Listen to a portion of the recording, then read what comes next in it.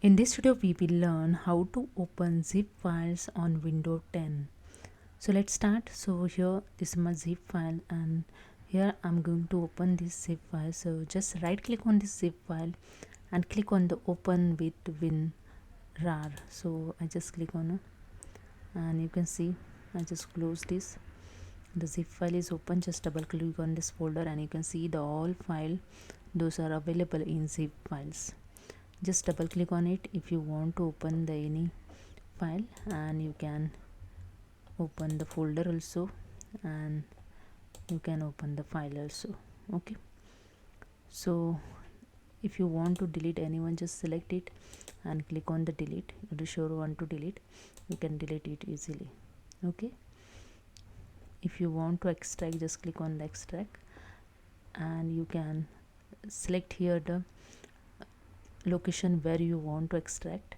And if you want same location in desktop in extraction, just click on OK, and you can see here in desktop the find, see the PDF is showing here the extracted here.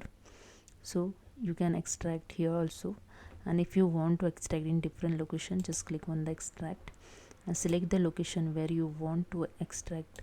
And if you want to open the file, so here I select the documents, just click on this plus sign, and you can see the all folder, those are available in documents. You can create here new folder also. So I just name the queue, and I just select the queue folder and click on OK. Now this PDF file is showing on the document folder. So here I open the documents, and you can see the queue folder is created and one file is showing. Okay, this is the way you can open this file, and you can save this, extract this file in different location, and you can open it.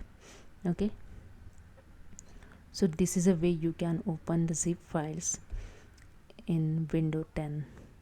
So hope you understand. If you like this video, please subscribe my channel. Thank you so much.